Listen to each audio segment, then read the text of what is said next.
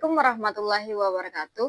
Hai semuanya, berjumpa lagi dengan saya Melisa dengan nomor NIM 8603437818 dari Prodi PJSD UPBJJ UT Palembang.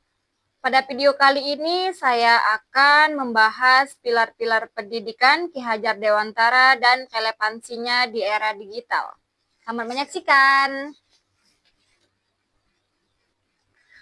Teman-teman sekalian, apakah kalian tahu berapa tinggi gedung tertinggi di dunia?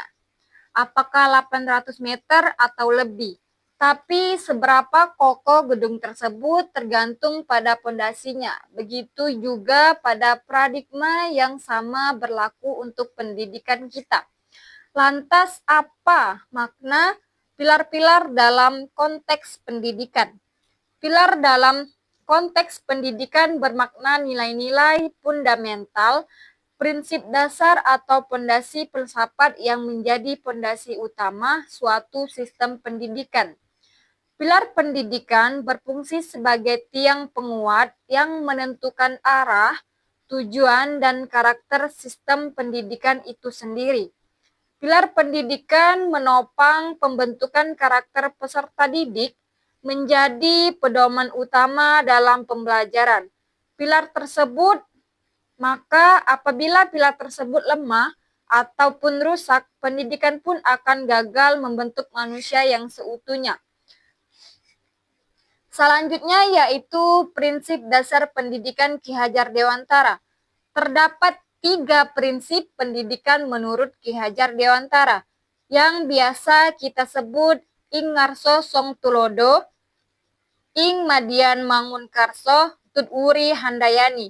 Ketiganya menjadi pilar-pilar yang berlaku atau yang beliau tancapkan untuk memperkuat sistem pendidikan di Indonesia. Kita bahas satu persatu.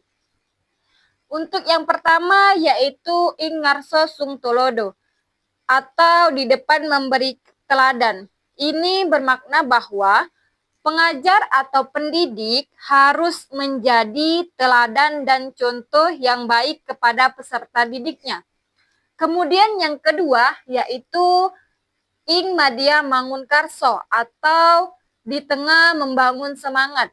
Ide dan juga prakarsa ini bermakna bahwa guru tidak hanya memberikan ilmu, tetapi juga mendorong peserta didiknya untuk berpikir kritis, berkreasi, dan menciptakan solusinya sendiri.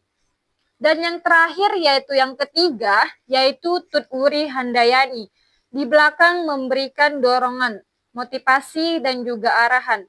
Pilar ketiga ini menekankan pendampingan, guru memberikan ruang berkembang bagi peserta didiknya secara mandiri, namun guru tetap siaga memberikan dukungan ketika diperlukan.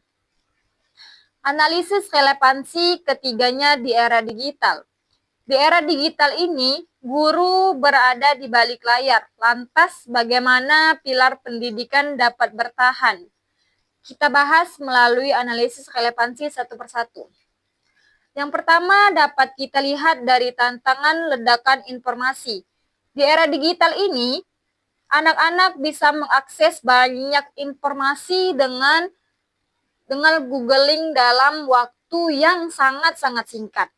Peran ing ngasusong talada atau di depan memberikan teladan turut mengalami sedikit perubahan. Guru bukan lagi sumber informasi utama, tetapi guru tepat menjadi pemandu etika di era digital, yakni dengan memandu bagaimana cara menyaring hoax, bagaimana etika berkomentar, dan lain sebagainya. Kemudian analisis relevansi yang kedua dapat kita lihat dengan tantangan karakter dan isolation. Digitalisasi membuat anak-anak cenderung antik atau antisosial. Prinsip ing madia mangunkarso atau membangun inisiatif relevan dengan menjadi kunci untuk melibatkan peserta didik dalam proyek kolaboratif agar peserta didik tidak hanya menjadi individu yang isolatif. Dan analisis relevansi yang terakhir atau yang ketiga dapat kita lihat dari tantangan hilangnya sosok pengamat. Dengan pembelajaran daring, guru akan sulit melihat langsung perkembangan peserta didiknya, namun prinsip Tut Wuri Handayani akan menyemangati dari belakang sebagai relevan. Guru harus menjadi ahli membaca isyarat lewat chat, memberikan feedback personal agar siswa merasa diatasi, bukan sekedar dikirimi link melalui materi saja. Selanjutnya, mari kita refleksi sejenak bagaimana pilar tersebut dapat menjawab persoalan pendidikan nasional saat ini, terutama di era digital ini. Saat ini, pendidik sering mengeluh tentang kualitas dan karakter peserta didiknya. Maka solusinya bukan lagi tentang teknologi yang canggih, tetapi kembali ke esensi pendidikan, yakni education is character building. Gadget adalah alat, guru adalah jiwanya. Selama kita memegang teguh pilar-pilar tersebut, maka teknologi hanyalah fasad dan manusia tetaplah menjadi tuannya.